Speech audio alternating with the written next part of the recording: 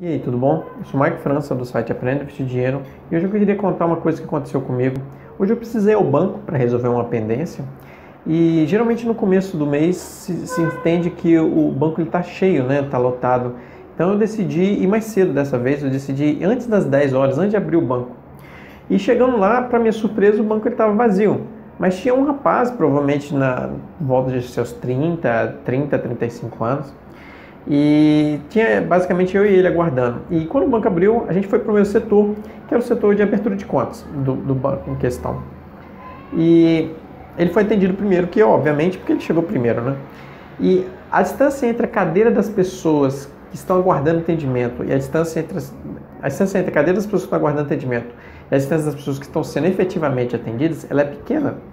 Então, dependendo do tom de voz, da altura da sua voz que você estiver falando com o atendente, as pessoas que estão ali aguardando, elas vão ouvir sobre o que você está falando.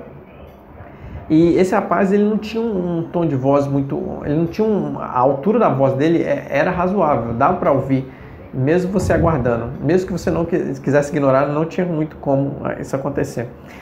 E ele basicamente ele estava contando uma história para o atendente que ele não aguentava mais, porque toda hora o telefone dele tocava e era uma agência de cobrança, cobrando dívidas que ele tinha.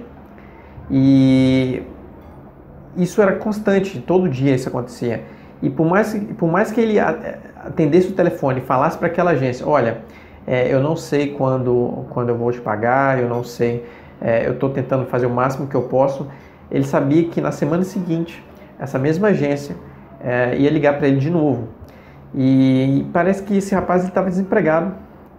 E então isso criava um certo constrangimento, porque ele ouvia o telefone dele tocar e ele tinha receio de atender e saber que era mais uma vez aquela agência cobrando ele tinha que repetir a mesma história e não adiantava. Na semana que vem ele sabia que ia ligar de novo e ao mesmo tempo aquela ligação poderia ser de uma agência de emprego, que ele estava procurando emprego naquele momento.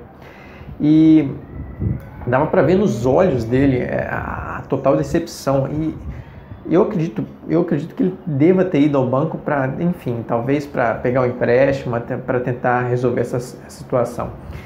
E a verdade é que eu acredito que isso acontece com muita gente, na verdade, né? E o que você poderia fazer? Esse vídeo, na verdade, é uma maneira que eu encontrei de falar como você poderia, com uma maneira de tentar resolver suas dívidas da melhor maneira possível, tá? Então, geralmente, algumas pessoas, elas têm mais de uma dívida. Então, por exemplo, suponha que você esteja devendo R$1.000 em cheque especial e esteja devendo R$5.000 em um empréstimo que você foi lá no banco e pegou. O que acontece é que, geralmente, os juros do empréstimo pessoal, ele é menor do que os juros lá do cheque especial, né? E muitas pessoas, às vezes, não sabem qual dessas dívidas é melhor você se dedicar o seu tempo para liquidar primeiro. E acontece que você sempre deve dar prioridade às dívidas que têm os juros maior. Se você não sabe quanto que é os juros cobrados os juros cobrados de cheque especial, os juros cobrados pelo um financiamento que você fez, você deve procurar o banco em questão, dar uma olhada no contrato que você assinou, porque você sempre deve procurar quitar as dívidas com maior taxa de juros. Muitas pessoas talvez começariam, por exemplo, nesse caso que eu citei, começariam a liquidar o empréstimo de R$5.000, né? E não é o correto, porque se os juros do cheque especial, como o juros do cheque especial ele é maior do que os juros do financiamento que você pegou, do seu empréstimo pessoal, vai chegar uma dada hora, por mais que você tente liquidar a de R$5.000, com os juros do empréstimo de R$1.000, o juros do cheque especial de R$1.000, ele é maior, vai chegar uma hora que essa dívida vai chegar até ultrapassar aquela de R$5.000. Então você sempre tem que dar prioridade às dívidas com taxa de juros maior. Pelo mesmo motivo do anterior, que vale a pena você liquidar suas dívidas, né? Pagar as dívidas com taxa de juros maiores, não vale a pena, é análogo, tá? Não vale a pena você aplicar dinheiro tendo uma dívida presente. O que acontece?